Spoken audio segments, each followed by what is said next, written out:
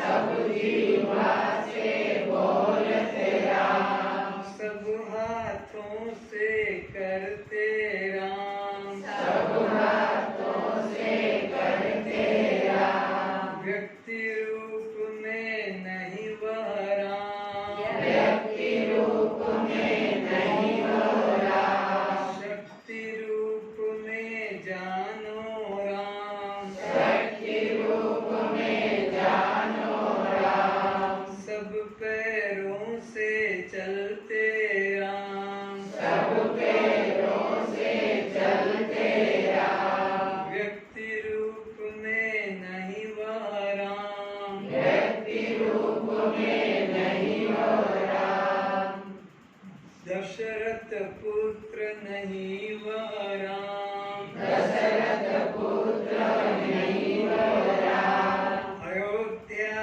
राजा नहीं वह राम, अयोध्या राजा नहीं वो राम, 14 लोक के स्वामी राम, 14 लोक के स्वामी राम, जन्म मरण से न्यारे राम, जन्म मरण से न्यारे राम, मित्र शत्रु से न्यारे राम, मित्र शत्रु से न्यारे राम, शक्ति रूप में जानो राम, शक्ति रूप में जानो राम, पैर नहीं पर चलते राम, पैर नहीं पर चलते राम, हाथ नहीं पर करते राम, हाथ नहीं पर करते राम, शक्ति रूप में जानो राम, शक्ति रूप में जानो राम, कान नहीं पर सुनते राम, कान नहीं पर सुनते राम, जीव नहीं पर बोलत राम, जीव नहीं पर बोलत राम, मुख नहीं पर खाते राम, मुख नहीं पर खाते राम, आँख नहीं पर देखत राम, आँख नहीं पर देखत राम, व्यक्ति रूप में नहीं वह राम, व्यक्ति रूप में नहीं हो राम, शक्ति रूप में जानो राम, शक्ति रूप में जानो राम, ऐसे हैं सब में वह राम, ऐसे हैं सब में राम, सभी रूप में रमते राम, सभी रूप में रमते राम, श्री राम जय राम जय जय राम, श्री राम जय राम जय जय राम, सभी अपने नेत्र खोले। श्रोताओं के रूप में उपस्थित सभी दिव्य पुण्यात्माओं के चरणों में प्रणाम।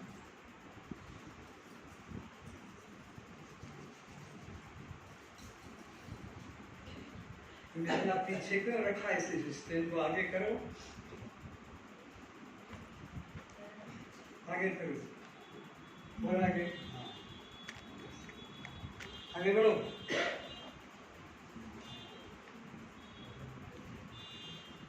एक आदमी की जगह तो ये बैग में रख ली, बैग को अलग करो, बीच में रखने की कोई जगह अलग करो, इसको बाहर करो, बाहर कर दो और इधर बाहर निकालो, बाहर कर दो इसे, बाहर करो। एक एक व्यक्ति की जगह रोक लेते हो ना, इसे फालतू चीजों को रख के। बढ़ो वहां से आगे, उस साइड में दीवार के साइड में भी एक और बैठेगा।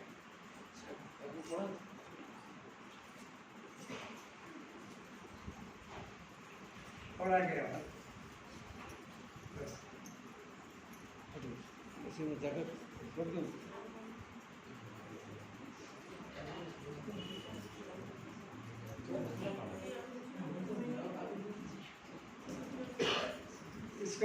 इसको भी बाहर करो, माइक को इसको निकालो, बाहर करो।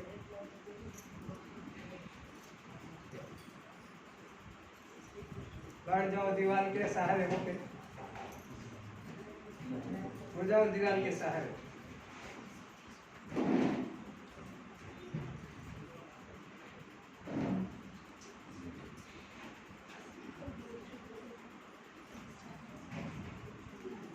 पूरी करो जगह को।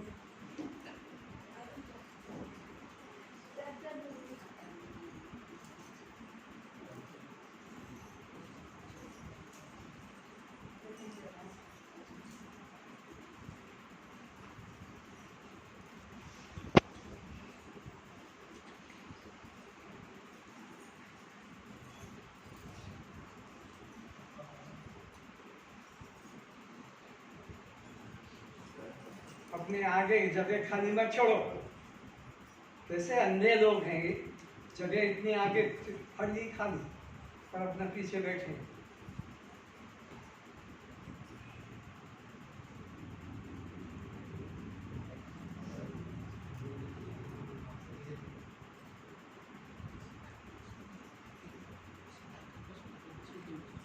उनको दिखता नहीं।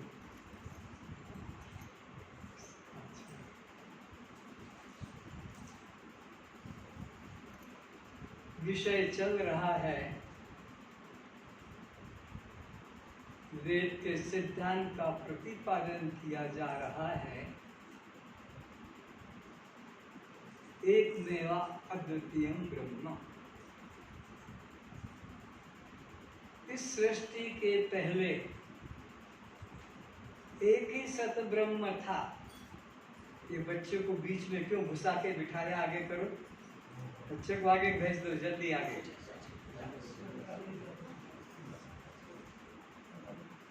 और आगे इधर आ जा।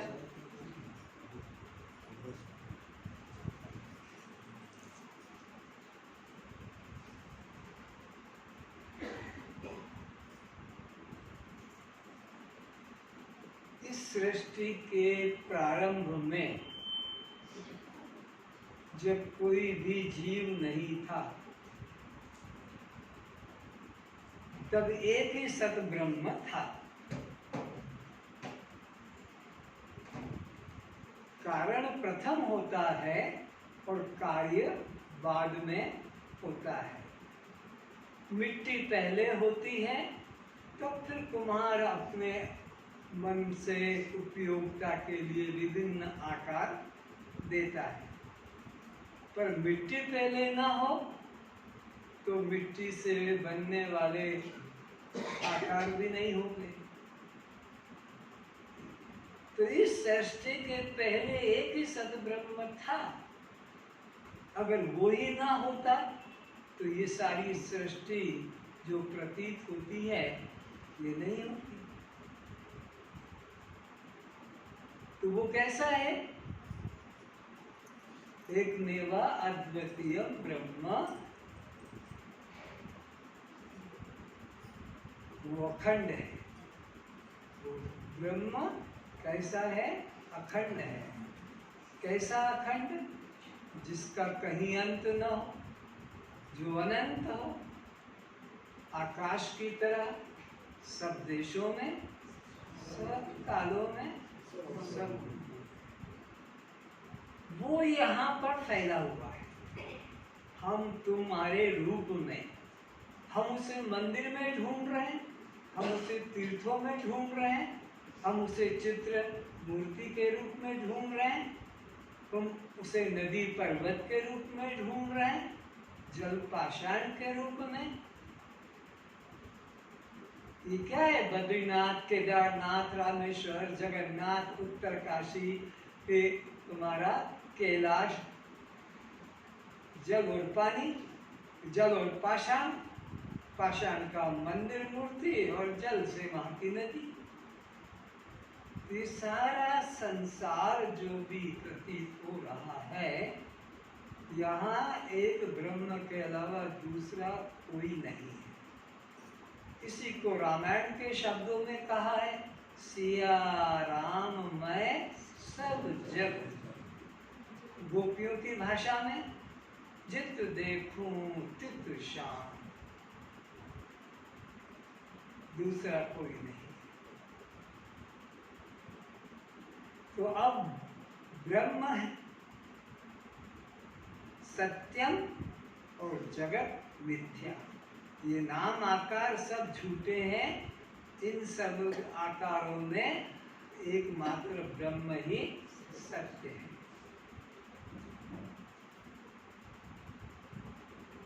तो ब्रह्म कभी मरता नहीं, ब्रह्म अविनाशी है। नैनम छिन्नन्ति शस्त्राणि नैनम दहति पावक।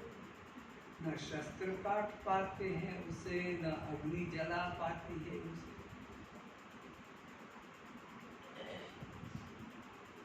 न उसे पानी भिगो पाता है, न पवन सुखा पाता है।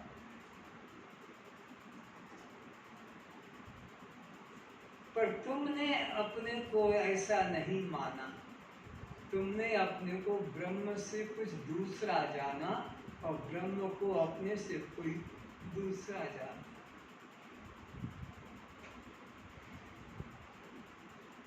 श्राप दे दिया है वेद ने, जाके मति ध्येय गेय कछु औरा। जिसके मन में मुझे परमात्मा पाना है, मुझे परमात्मा को जानना है, जाके मति ध्येय गेय कुछ और अन्य है। ते नर पशु बिन पूंछ विषाना। कैसा पशु है वो? न जिसके सींग है और न लांज है। तो अपने देखो, इधर है क्या दोनों फुटियां? पीछे देखो है क्या? बोलो। तो ये हमको ही गाली दी है। जाके मति ध्येय गेय कछुगोरा ते नर।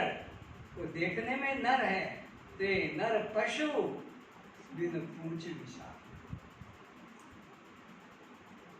फिर भी हम बेशर्मों को शर्म नहीं आती। पशु मानने को तैयार है लेकिन ब्रह्म मानने को तैयार नहीं। उच्च बुद्धि स्वीकार नहीं करते, निकृष्ट बुद्धि को स्वीकार करते। पर ये समझो, अनादिकाल से, जब से ये सृष्टि की रचना हुई और ये जन्म मरण का खेल शुरू हुआ, आज तक कोई नहीं मरा। आज तक कोई नहीं मरा और आगे भी कोई नहीं मरेगा। पर सपने में सब डर रहे हैं। कोरोना कोरोना कोरोना लगा, उसको लगा, इसको लगा। अरे तुम्हें तो कोई छू नहीं सकता। वेद की घोषणा है। अजो अपि संज्ञात्मा भूतानामश्व। तुम अजन्मा हो, अविनाशी हो। तो यहाँ कुछ मरने जैसी चीज नहीं है। अब एक छोटा सा दृष्टांत देता हूँ। तुमने 10 बाय 10 का 10 फीट लंबा, 10 फीट चौड़ा, 10 फीट गहरा माटी खोद दिया और वजन कर लिया 100 कुंटल। और अब तुमने घड़ा, सुराही, दीपक, सिकोरा बना डाला। तो कितनी मिट्टी की हानि हुई है? कितनी मिट्टी नष्ट हुई है? 10 फीट लंबी, 10 फीट चौड़ी, 10 फीट गहरी, एक सूत बराबर भी फर्क नहीं पड़ा। मिट्टी वहां की वही, उतनी की उतनी है। वो आकार बनता है। क्योंकि घड़ा टूटेगा तो क्या टूटेगा? ईंटा टूटेगी तो क्या टूटेगा? मिट्टी कभी टूटती नहीं। मिट्टी मिट्टी ही है। तो यहाँ पर भी इतने जीव जो मर रहे हैं महाभारत के युद्ध में कि लंका के युद्ध में करोड़ों करोड़ों मारे गए, लेकिन एक चींटी जितने भी हत्या नहीं हुई। सृष्टि उतनी की उतनी अपनी महिमा में। इसलिए दृष्टांत दिया कि 10 फीट लंबा, 10 फीट चौड़ा, 10 फीट गहरा, मिट्टी खोद लिया और तोल के देख लिया कि ये 1000 कुंटल है, समझ लो। और उनसे जो कुछ तुमने आकार बनाए उनको भी तोल के देख लिया तो वो भी 1000 ही कुंटल थी। तो अगर घड़ा मिट्टी का टूटता है तो क्या टूटा? कुछ नहीं टूटा। इसलिए रामायण में अगुण ही सगुण ही नहीं कछु भेदा। अरे अगुण में और सगुण में कोई भेद नहीं है। जल हिम उपल बिलग नहीं जैसे, दृष्टांत भी दे दिया। जैसे बर्फ और जल में कोई भेद नहीं है।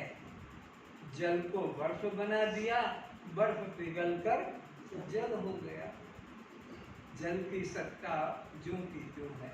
तो ये ब्रह्म ही सृष्टि रूप में उपस्थित हो जाता है और फिर यही प्रलय रूप में अपने स्वरूप में लीन हो जाता है। तो बात मुझे ये समझाना है, आपको ये समझना है कि अनादि काल से आज तक कोई एक भी नहीं मरा। मरा तो कैसा मरा? जैसे घड़ा बना और टूट गया। तो मिट्टी का क्या मरा? मिट्टी तो जो कि त्यों ही अखंड है। अगर मरता है कोई तो क्या मरेगा? जिससे बना है। अरे घड़ा मरा तो क्या मरेगा? जिससे बना है। किससे बना है? मिट्टी से। तो मिट्टी का तो कुछ मरना नहीं।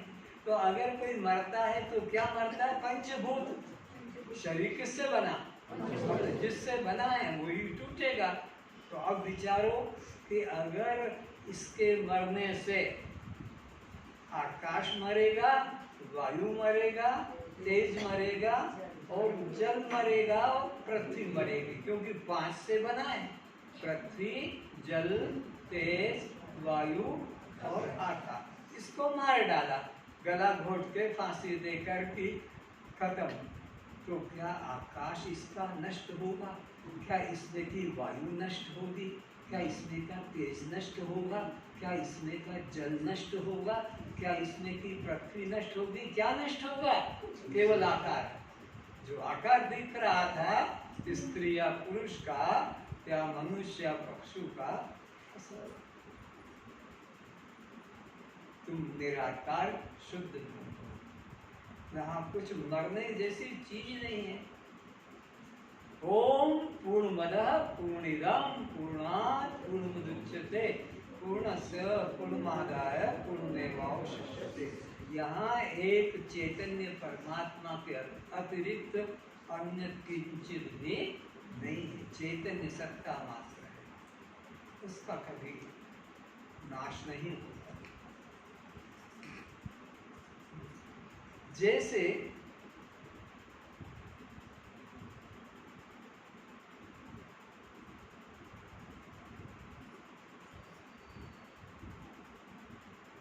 तुम्हारे फर्नीचर को, बर्तन कहो, मशीनें कहो, अलंकार कहो, तो अलंकार बनने के पहले एक स्वर्ण का पिंड मात्र था।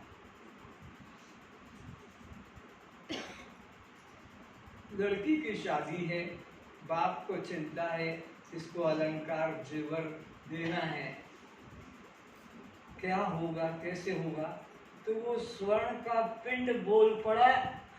आप क्या चिंता करते हो? अभी मैं एक को हम बहुत श्याम, कड़ा बन जाता हूँ, कंगन बन जाता हूँ, चूड़ी बन जाता हूँ, अंगूठी बन जाता हूँ, चेन बन जाता हूँ, और क्या क्या। तो अलंकार बनने के पहले एक ही स्वर्ण था और वह ही सब अलंकार रूप में हो गया। तो स्वर्ण का कुछ बिगड़ा नहीं, स्वर्ण जैसा का तैसा, जो का त्यों, जहां का तहां।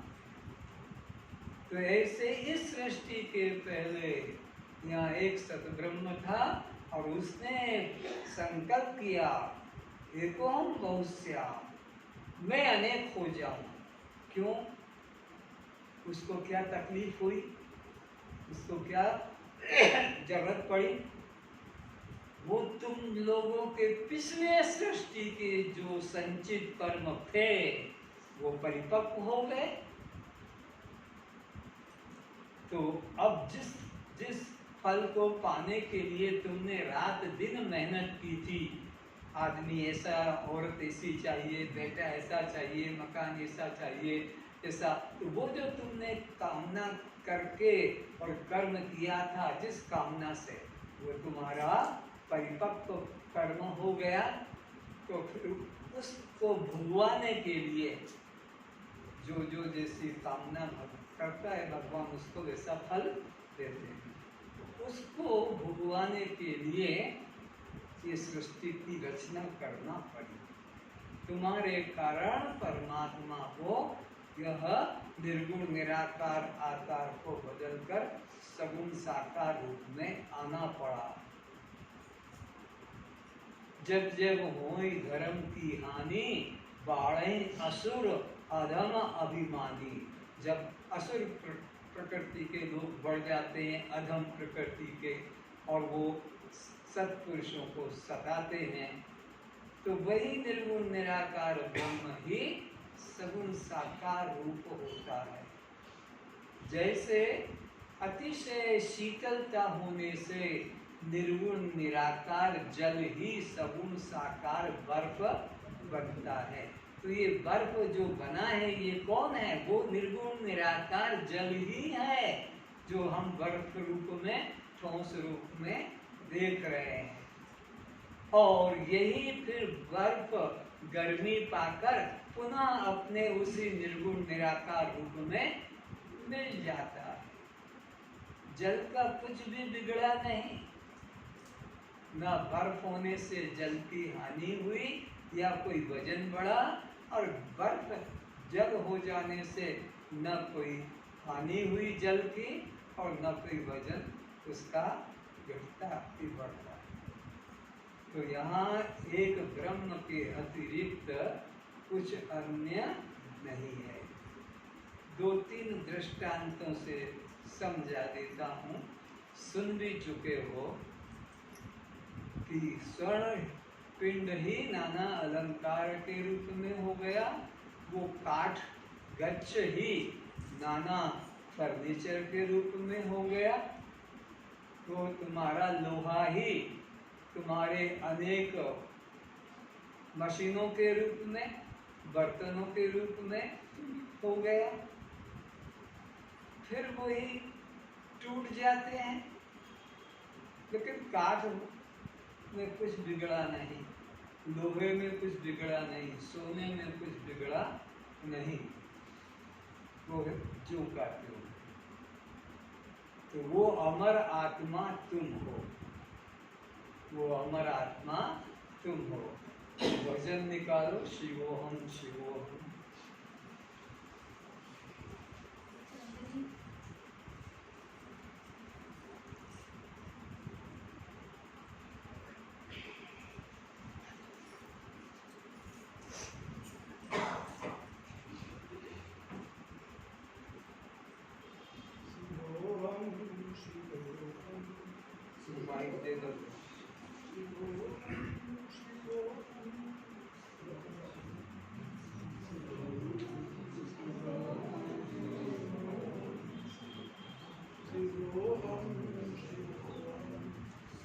इसी माइक को उधर कर दे।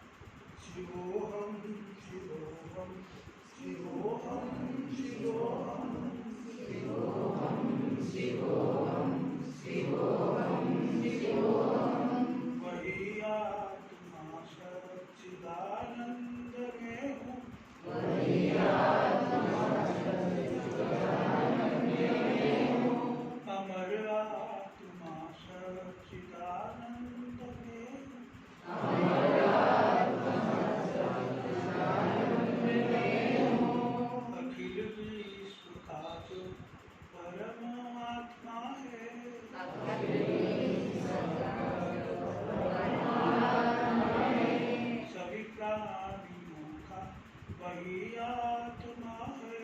सभी प्राणियों का वही आत्मा है। वही आत्मा सच्चिदानंद में। वही आत्मा सच्चिदानंद में हो। शिवोहम शिवोहम शिवोहम शिवोहम शिवोहम शिवोहम शिवोहम शिवोहम। अमर आत्मा है मरणशील काया। अमर आत्मा है मरणशील काया। सभी प्राणियों के जो भीतर समाया। सभी प्राणियों के जो भीतर समाया। वही आत्मा सच्चिदानंद। वही आत्मा सच्चिदानंद।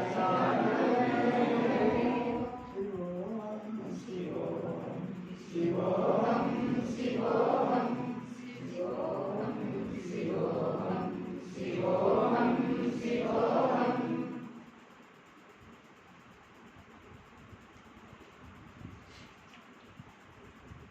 बस ठीक है, हो गया। तो वो जो चैतन्य सत्ता थी, जो अमर आत्मा, वो हम हैं। वो हमसे कोई भिन्न अन्य नहीं है। अगर ये बात हृदय में आ जाए तो बताओ, मृत्यु किसे मारेगी, मृत्यु किसे छू सकेगी? जहाँ सूर्य भी नहीं पहुँच पाता, चंद्रमा भी नहीं पहुँच पाता, ये बिजलियाँ भी नहीं पहुँच पाती, यह आपकी विद्युत शक्ति भी नहीं पहुँच पाती है। वो अमर आत्मा तुम हो। तो मन से ये मृत्यु का भय छोड़ दो कि मैं मर जाऊंगा या वो मर गया है। कुछ नहीं, तुम्हारे पास में गले के अंदर चेन नहीं थी तो तुमने अपनी चूड़ी कंगन को सुनार को देकर और चेन बनवा ली, या तुम्हारे हाथ में चूड़ी नहीं थी तो गले की चेन सुनार को देकर और तुमने हाथ की चूड़ी बना ली। तो मरा क्या? अगर ये मरना मानते हो तो उधर वो आकार उसी का ही है। तो इस तरह से अपने अंदर मृत्यु का भय निकाल दो।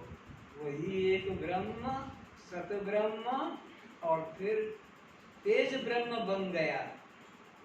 तुम्हारे पूर्व जन्म के संचित कर्मों को भुगवाने के लिए सृष्टि का निर्माण किया। एकोम बहुश्याम, मैं अब एक से अनेक होता हूँ। और वो तेज ब्रह्म बना, फिर जल ब्रह्म बना, फिर वही अन्न ब्रह्म बना। ये तीन आकार उसी ब्रह्म के हैं, तेज ब्रह्म, जल ब्रह्म और अन्न ब्रह्म। और इन्हीं का सूक्ष्म रूप, अन्न का सूक्ष्म रूप वो क्या बन गया? मन बन गया। वही जल का सूक्ष्म रूप प्राण बन गया, और वह ही तेज का सूक्ष्म रूप बुद्धि बन गया। वही सत ब्रह्म ऐसे परिवर्तन होते होते होते और हो गया। और फिर वही शरीर में जीव रूप से प्रवेश कर गया। इस शरीर में वो तेज ब्रह्म उतरते उतरते तेज से जल, जल से अन्न, अन्न का सूक्ष्म भाग मन और जल का सूक्ष्म भाग प्राण और तेज का सूक्ष्म भाग बुद्धि बन गया। खाए पिए अन्न जल के तीन विभाग हो जाते हैं अपने आप। तुम्हें कुछ करना नहीं पड़ता, तुम तो इधर डालते हो और अंदर की मशीन अपने आप ऑटोमेटिक काम करने लग जाती है। अन्न के तीन भाग में सूक्ष्म भाग से तो मन बन जाता है अन्न का, जैसा खाओगे अन्न वैसा बनेगा मन। और जैसा पियोगे पानी वैसी होगी वाणी। तो और इसी प्रकार जल के सूक्ष्म भाग से प्राण बन जाते हैं, सूक्ष्म भाग से, मध्यम भाग से उसमें रक्त बन जाता है, अपने आप जल के मध्यम भाग से रक्त, और स्थूल भाग से मूत्र बन जाता है। तो जल के 3 रूप क्या क्या बन गए? प्राण, रक्त और मूत्र। अन्न के 3 रूप क्या बन गए? मन और मांस और मल। तुम जितना अन्न खाओगे उसी आकार से मल बनेगा, उसी हिसाब से तुम्हारा मांस बढ़ेगा और उसी हिसाब से तुम्हारी बुद्धि और वो मन बनेगा, सतोगुणी रजोगुणी तमोगुणी। और जो हम तेज ग्रहण करते हैं, घी, चिकने पदार्थ इत्यादि, दूध, दही, तो उसमें हमारी क्या बनती है? बुद्धि बनती है और हड्डी, मांस, मज्जा बनता है, मज्जा और हड्डी। ये सब अन्न के विभाग होते हैं। तो अब हमारे शरीर के अंदर वही परमात्मा किस किस रूप में आ गया? मन के रूप में, प्राण के रूप में, बुद्धि के रूप में और जीव रूप से वही इसमें प्रवेश कर गया। इसलिए कहा जीवो ब्रह्मेव केवलम। यहाँ ये जो जीव है ये केवल ब्रह्म है और कुछ भी नहीं है। चाहे तुम गणेश बना दो मिट्टी का, कि चूहा बना दो मिट्टी का, कि तुम सांप बना दो मिट्टी का, कि तुम घड़ासुराई बना दो, मिट्टी के अलावा कुछ भी नहीं है। तो यहाँ पर भी उस ब्रह्म के अलावा कुछ भी नहीं, एक ब्रह्म ही सर्व आकार में हुआ है। अब तुम कहाँ खड़े रहकर कहोगे कि वो वहां है और मैं यहाँ हूं? स्वर्ण ही चूड़ी, चेन, अंगूठी के रूप में है, कहीं अलग खड़ा होकर नहीं कहेगा कि चूड़ी चेन वहां है और मैं यहाँ हूँ। कारण वहां है और कार्य यहाँ है, ऐसा कभी होगा? जहाँ कारण है वहाँ ही कार्य है, जहाँ जगत है वहीं जगदीश है, जहाँ लहर है वही जल है, लहर जल से अलग नहीं है। तो ब्रह्म ही महासमुद्र की तरह है और जीव ही उसकी लहर मात्र है। तो अब अपने अंदर यही निश्चय करो कि न मैं जन्मा हूँ और न मैं कभी मरूंगा।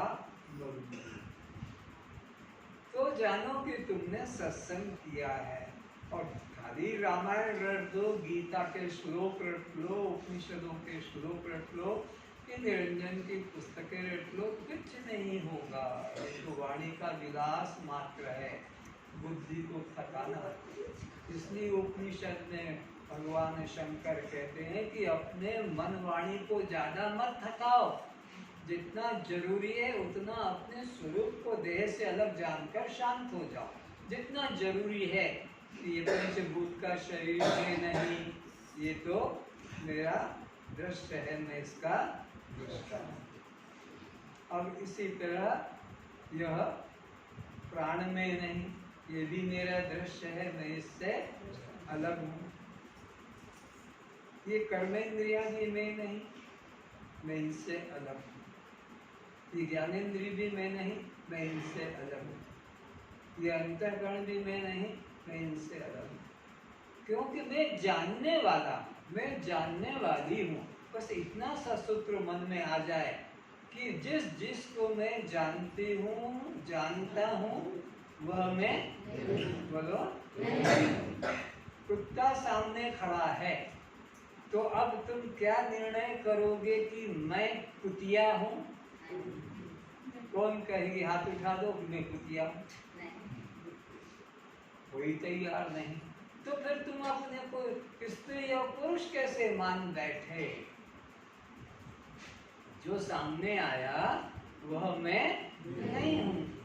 तो ये शरीर सामने आया तो मैं शरीर कैसे हो गया? स्त्री भी नहीं कि मैं पुरुष भी नहीं। ये बूढ़ा सामने आया कि जवान सामने आया तो न मैं बूढ़ा, सामने का मतलब उधर ही नहीं, इधर भी जो देख रहे हो ये भी तो सामने हो रहा है। नाखून बढ़ गए, सामने हुआ कि नहीं हुआ? नाखून बढ़ गए कि बाल बढ़ गए हैं। तो तुमने उधर भी देखा तो भी दृश्य है और इधर भी देखा तो भी दृश्य है। तुम तो दृष्टा ही हो, तुम तो देखने वाले हो। तो हमने क्या भूल की है? जो दिखता है उसी को तुमने अपना रूप मान लिया, यही भूल हो गई है। तुम तो केवल जानने वाले हो।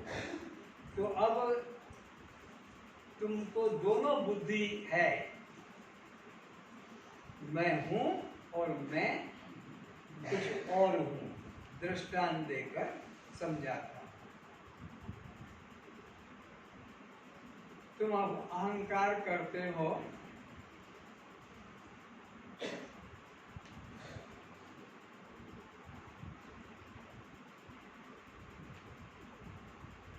मैं लड़का या लड़की, मैं स्त्री या पुरुष। तो अब इसको देखा और इसमें हमने तादात्म्य में एकत्व कर लिया। फिर तुम यह भी कहते हो अब मेरा शरीर जवान नहीं रहा, पहले जैसी मटर गश्ती नहीं कर सकते, भाग दौड़ नहीं कर सकते, अब मेरा शरीर बूढ़ा हो गया।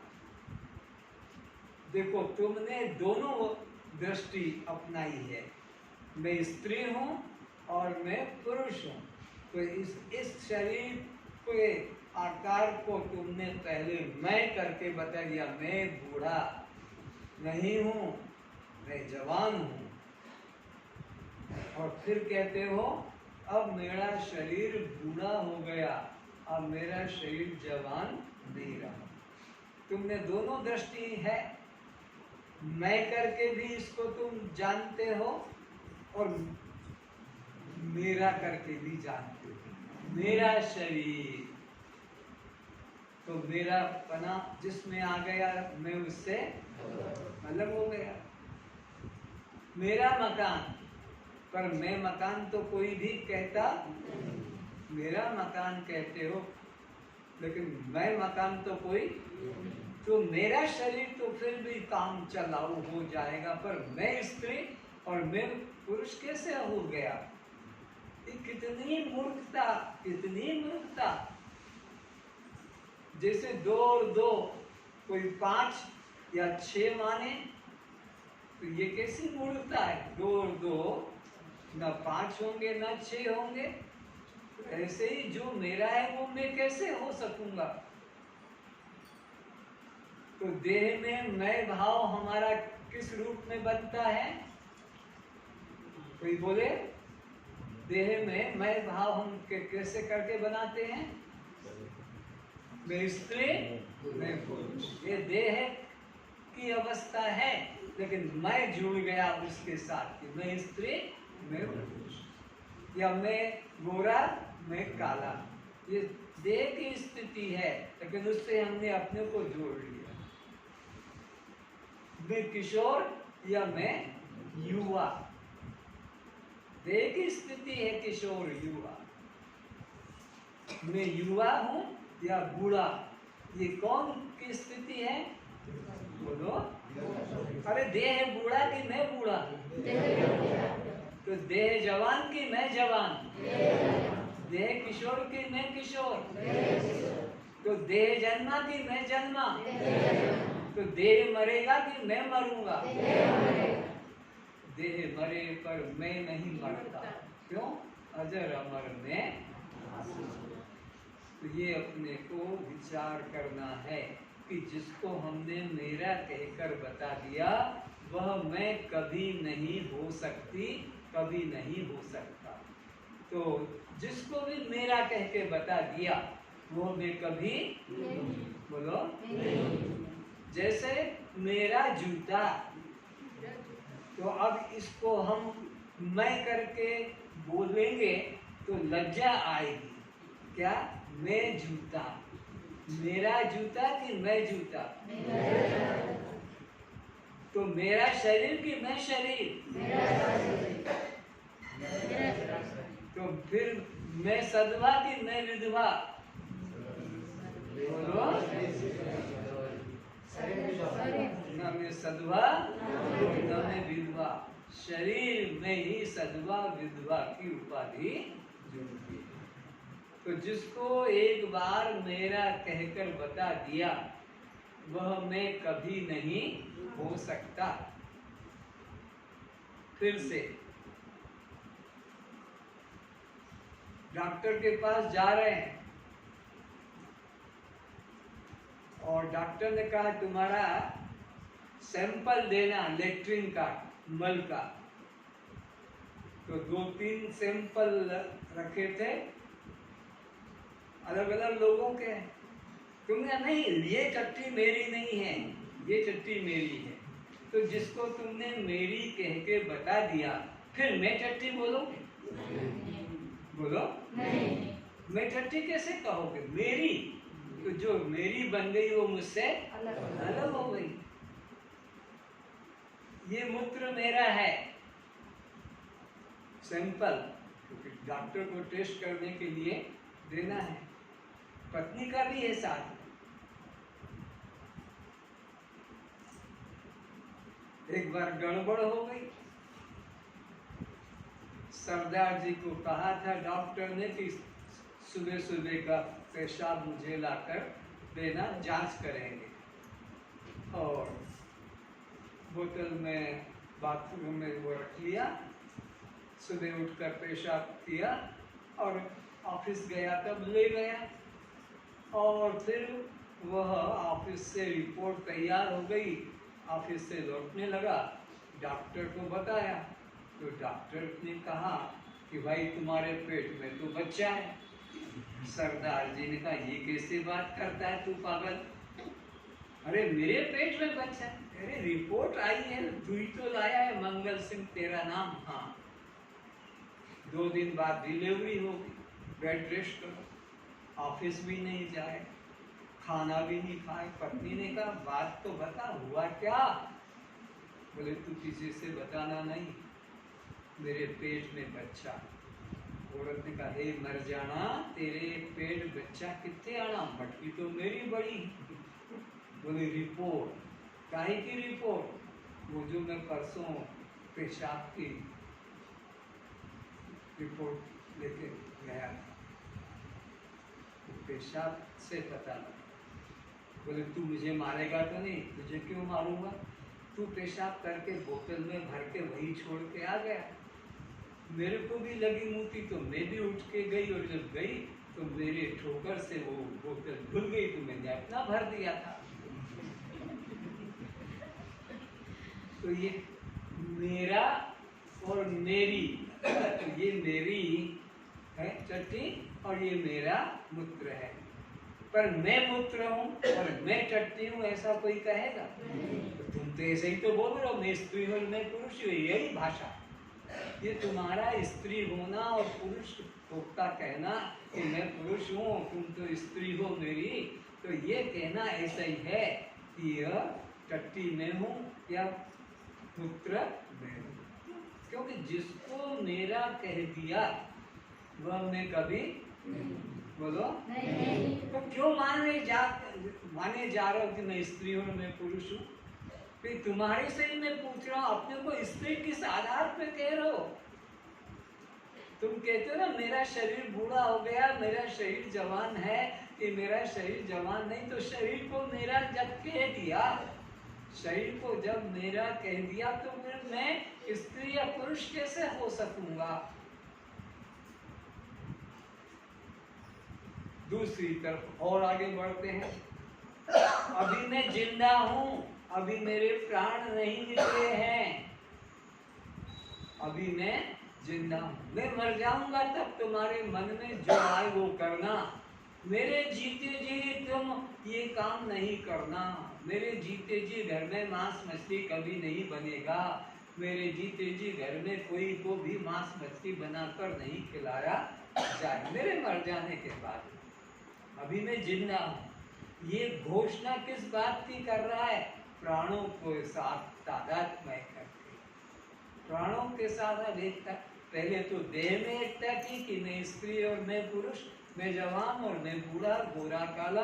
पहले तो देह में एकता की और फिर देह से एकता भी टूट गई कि अब मेरा शरीर बूढ़ा हो गया, कमजोर हो गया।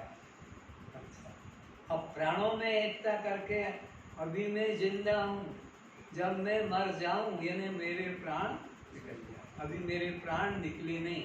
और फिर कहता है हे प्रभु अब तो मेरे प्राण को निकालो और मैं अब जीना नहीं चाहता। अब मेरे प्राण निकल जाए तो अच्छा। मेरे प्राण क्यों नहीं निकलते? अरे मेरे बेटे को बुला दो, मेरी नाती नतनी को बुला दो, मेरे प्राण अटके हैं, मेरे प्राण निकल जाए उसको दे। तो प्राणों में भी एकता की, क्या मैं अभी जिंदा हूँ, मैं अभी मरा, एकता करके। और फिर उसमें भी क्या किया? मेरे प्राण, तो मेरे अलग हो गया, मेरा मकान, मेरा प्राण।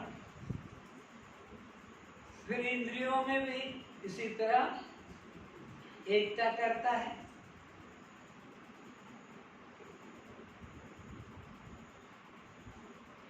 मैं सब देख रहा हूं, मैं सब सुन रहा हूं, तुम मुझे धोखा नहीं दे सकते हो। इंद्रियों में एकता जोड़ ली।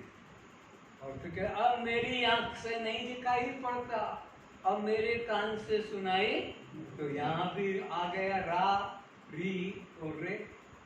तो जिसको भी तुमने सुन लिया, समझ लिया, वो तुम नहीं। फिर इसके आगे बढ़े। मैं बहुत दौड़ता हूं, मैं बहुत चलता हूं,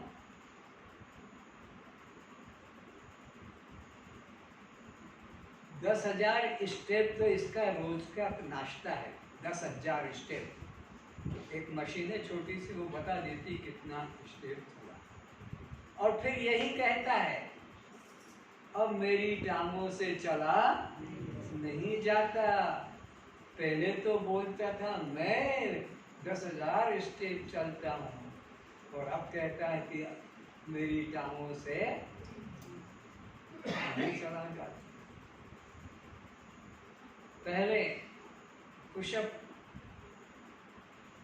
ज्यादा नहीं, 50। अब हाथ कमजोर पड़ गए तो अब 50 पुशअप नहीं होते हैं।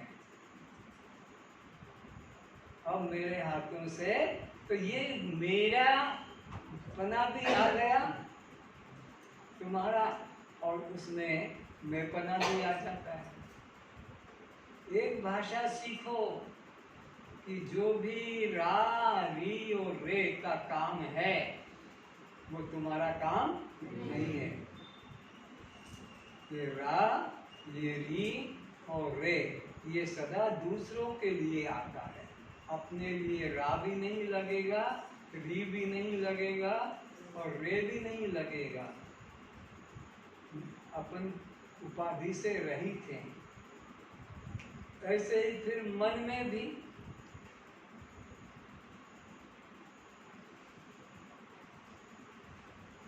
मैं बहुत पापी हूँ, मैं बहुत चांडाल हूँ, मैं बहुत क्रोधी हूँ, मैं बहुत बुद्धिमान हूँ। मैं इंद्रियों में, अंतःकरण में जोड़ दिया। फिर यही बदल कर कहता है अब मेरा दिमाग ठिकाने नहीं, अब मेरी बुद्धि कमजोर हो गई, अब मेरा मन शांत हो गया, अब मेरा जो है क्रोध भी कम हो गया, मेरा बुद्धि। सब इनमें जिस में भी तुमने रा, री, रे लगा दिया वो तुम नहीं। तो अब एक मन में ये निश्चय करो कि मैं देह नहीं, मैं प्राण नहीं, और मैं कर्मेंद्री नहीं, और मैं ज्ञानेंद्री भी नहीं, और मैं अंतःकरण में मन भी नहीं, बुद्धि भी नहीं, चित्त भी मैं नहीं। जो जो मेरा है वह मैं, जो जो मेरा है वह मैं, बोलो। इसको पक्का करना है, अपनाना है। तोते की तरह तो रोज बोलते हो, मेरे साथ भी बोलते हो, मेरे बिना भी तुम बोल लेते हो। अभी फिर बोलो और फिर उसमें अपने को दूर करके रखो कि अरे इसको तो मैंने मेरा कह दिया, इसको तो मेरा कह दिया, तो जो मेरा है वह मैं। ना हम मनुष्यो न च देव यक्षो, कि साथ साथ अंदर विचार भी करना है कि ये मन में नहीं हूँ, ये बुद्धि भी मैं नहीं हूँ, चित्त भी मैं नहीं हूँ, और इसी तरह मैं मनुष्य भी नहीं, देव भी नहीं, यक्ष किन्नर राक्षस भी नहीं, मैं ब्राह्मण क्षत्रिय ब्रह्मचारी गृहस्थी उड़िया, ये कुछ भी देह के संग जो जो उपाधि चिपका के रखिए उससे अपने को अलग कर दो। ना हम मनुष्यो न च देव यक्षो,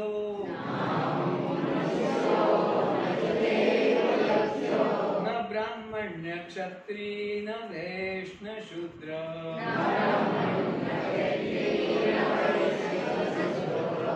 न ब्रह्मचारी न गृही न वनस्थो,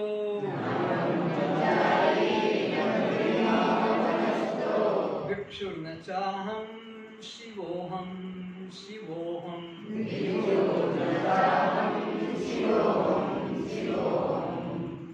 तुम हो क्या और मान क्या रहे हो, ये तुम्हारी बात तुम्हारे ही साथ धोखा हो रहा है।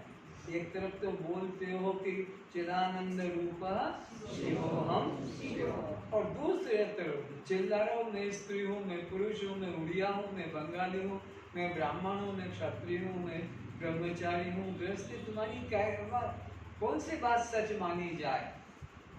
तुम्हारी कौन सी बात सच मानी जाए? तुम्हारे बयान तो गड़बड़ वाले हैं। पुलिस स्टेशन पर तुमसे कोई तुम्हारा परिचय पूछे, वो पुलिस स्टेशन वाला सुपरिटेंडेंट तुम्हारा परिचय क्या, तो तुम अपना परिचय देने में गड़बड़ा जाओ तो 344 धारा कौन सी लगेगी और तुम्हें 6 महीने की सजा मिल जाएगी। तो अब तुमसे पूछा यार तुम कौन हो? एक तरफ के तो मैं उड़िया कि मैं स्त्री हूँ, मैं पुरुष हूँ, और मैं ब्रह्मचारी हूँ कि मैं ब्राह्मण हूँ, और एक तरफ कह देते हो चिदानंद रूपा। तो तुम्हारी दोनों बातें कौन सी मानी जाएगी? सचमुच सजा लगेगी तुम्हें। और इसीलिए सजा भी कितनी है? आकर 4,84,000 जोनि भ्रमत यह जीव अविनाशी। इतनी बड़ी सजा है, 84 लाख योनियों की जेल में डाला जाएगा, क्योंकि इसने अपना गलत परिचय दे दिया, गलत अपना रूप बता दिया कि मैं ये हूँ, और फिर कहता नहीं मैं ये हूँ। तो ना हम जिसको कह दिया उसको फिर कभी मत बोलो कि मैं ब्राह्मण हूँ, क्षत्रिय हूँ, वैश्य हूँ, शूद्र हूँ, गृहस्थी वानप्रस्थी, इनमें नहीं। अभी भी यहाँ बैठे हैं, ईमानदारी से अगर उनसे पूछा जाए कि जिस जिस गले में रस्सी पड़ी है, डोरी पड़ी है, वे जरा हाथ उठाना।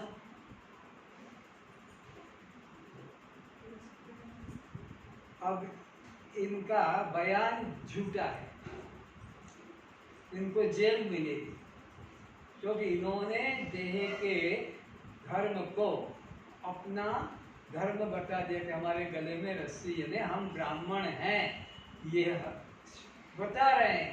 ये ब्राह्मण होने का एक प्रतीक है कि गले में रस्सी पड़ी है तो वो अपने को ब्राह्मण मानता है। तो इन्होंने अपना देह भाव को स्वीकार कर रखा है, ब्रह्म भाव को स्वीकार नहीं किया है। जबकि बोल क्या रहे, चिदानंद रूप शिवोहम, और फिर गले में रस्से ब्राह्मण हम। तुम जैसा कौन झुटेला होगा, दोनों बातें बोलते, इधर तो बोलते मैं ब्राह्मण हूँ और इधर बोलते हो कि मैं ब्रह्म हूँ। तो ये अहंकार टूटे अंदर से टूट जाए कि कोई तुम्हें ब्राह्मण कहे तो तुम अंदर से ब्रह्म के अतिरिक्त अपने को कुछ भी न मानो, केवल एक ब्रह्म। जीवो ब्रह्मेव केवलम, उपनिषद कहता है जीवो ब्रह्मेव केवलम। तो जिसको तुमने नाहम बोल दिया उसको फिर कभी स्वीकार नहीं करना। आ रहा है समझ में? जिसको नाहम कहकर तुमने इनकार कर दिया कि ईटा मुँह नू है, ईटा मुँह नू है, फिर ईटा मुँह अच्छी, ये दो बातें कैसे कर रहे हो? तो तुम्हारे बयान गलत होंगे और उसके लिए तुम्हें सजा मिलेगी। कितनी सजा?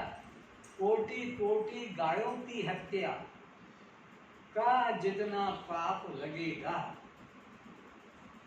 उससे ज्यादा पाप उसे लगेगा जो अपने को स्त्री या पुरुष अंदर से, बाहर से दुनिया वाले देखें, स्त्री तुमको कि पुरुष तुमको कि ब्राह्मण की उड़िया बाहर वाले, पर तुमको तो अंदर से ये मालूम होना चाहिए कि मैं यह नहीं। तो उपनिषद कहता है देहात्म बुद्धिजम, जिसकी बुद्धि में ये बात घुसी है कि मैं ब्राह्मण हूँ, कि मैं उड़िया हूँ, कि मैं स्त्री हूँ, कि मैं पुरुष हूँ, जिसकी बुद्धि में ये घुसा है, देहात्म बुद्धिजम पापम, कितना पाप है? न तक कोटि गोवध भी, कितना उसको पाप लगेगा? कोटि गायों की हत्या से भी ज्यादा पाप लगेगा तुम्हारी जरा सी भूल के कारण।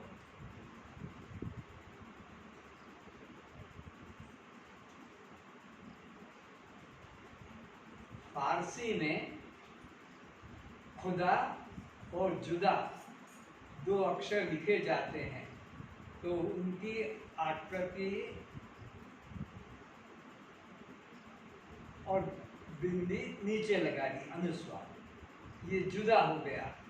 फिर इसी तरह और बिंदी ऊपर लगा दी, ये ब्रह्म हो गया। तो कहते हैं बिंदी ऊपर बिंदी नीचे, बिंदी भेद बताता है। बिंदी के भेद से खुदा से ऊपर था और नीचे कर दे तो जुदा हो जाता है। तो तुमने अपने को इस देह के साथ जोड़ लिया तो कोटि कोटि गायों की हत्या से भी ज्यादा पाप जुड़ गए। अब इस पाप से बचे कैसे? तो एक ही रास्ता है, ये जो बिंदी नीचे लगाई इसको ऊपर कर दो, यानी अपने को आत्मा रूप से निश्चय कर लो। उसका श्लोक है इसी में आत्मा अहम बुद्धिजम, जिसकी बुद्धि में ये बात घुस गई, क्या? आत्मा हम कस्त्वम, ये बात जिसके अंदर घुस गई, चिपक गई, हटती नहीं। पुण्यम आहा भूतम न भविष्यति, इतना इतना इतना अधिक पुण्य संग्रह हो जाता है जितना कि किसी ने भी कभी भूतकाल में न इतना पुण्य किया, न कभी कोई भविष्य काल में कोई दान धर्म यज्ञ करके इतना पुण्य संग्रह नहीं कर सकेगा। इतना पुण्यशाली हो जाता है केवल एक बार। देह की भी बात एक बार अगर आ गई तो कोटि कोटि गायों की हत्या से ज्यादा पाप उसको लग गया। और मैं आत्मा हूं, ये एक बार हृदय में चिपक जाए तो इतना पुण्य हो जाता है कि उसके बराबर कोई पुण्यशाली भी नहीं है। तुम्हारे को अनात्मा से मन हटाकर आत्मा में जोड़ना है। बस तुम्हारा मन देह भाव में जुड़ा है, पाप ही पाप संग्रह होता जा रहा है। और तुम्हारा मन अपने चिंतन में जुड़ रहा है तो बस पुण्य ही पुण्य है। इसीलिए तुमको अनंत अनंत अनंत जन्मों के अनंत अनंत पापों के पहाड़ पापों के भी पहाड़ वो भी कितने अनंत अनंत, उन पापों से बचाने के लिए रोज तुम्हें सुबह रात्रि को 1-1 घंटा कम से कम आत्मचिंतन में लगाओ।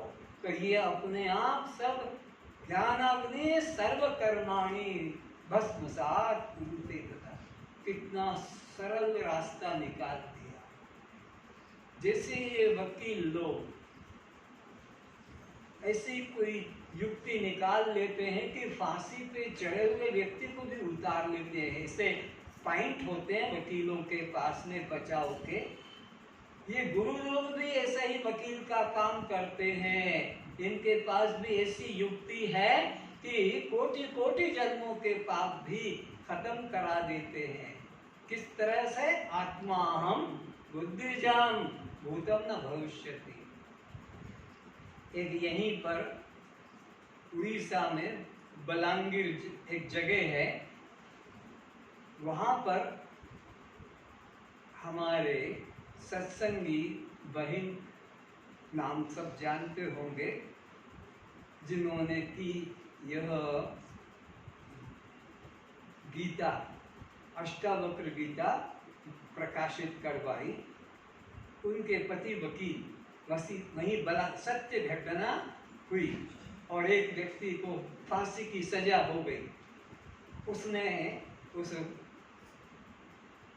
चित्तरंजन महापात्र नाम था कि कुछ याद नहीं आ रहा, नाम का फर्क है। और एक वकील, उस वकील को कर लिया। वकील का तो काम है हर एक को कि हाँ मैं बचाऊंगा, हाँ मैं, उसका तो धंधा ही यही है कि मैं तुमको बचाऊंगा। तो कहा कि कल मेरी फांसी की तारीख निश्चित हो गई, कब मैं बचाओ, मुझे बचाओगे? बोले कल हुई है ना, अभी तो आराम से सो जा, 18 घंटे बाकी हैं, 12 बजे कल।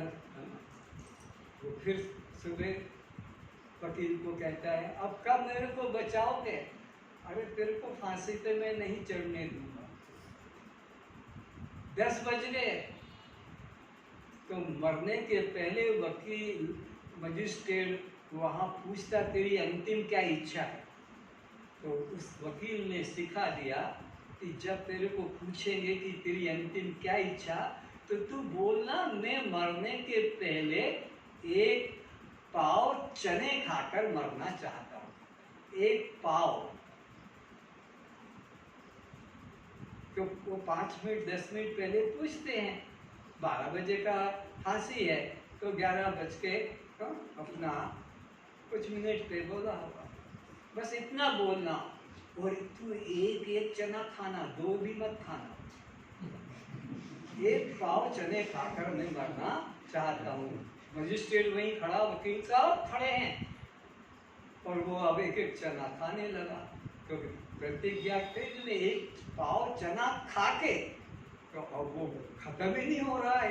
1 बज गया, 1:30 बज गया, उसको फांसी की सजा माफ हो गई। तो अब उसको तो समय चला गया। फिर उस वकील को पूरे शहर बलांगीर में गले में हार माला डालकर घुमाया गया। तो ये वकील लोगों के पास जैसे ट्रिक होती है, सरकारी नियम कानून को भी काट के तुमको बचा लेते हैं। इन गुरुओं के पास भी ऐसी टेक्निक है कि तुमने कितना भी पाप किया हो, पर वो ऐसी सिखा देते हैं कस्त्वम, बस अब तुम्हें यमराज छू नहीं सकता, तुम अमर आत्मा हो गए। आज का विषय यही समाप्त करते हैं। मेरे द्वारा जो कुछ भी भूल हो गई हो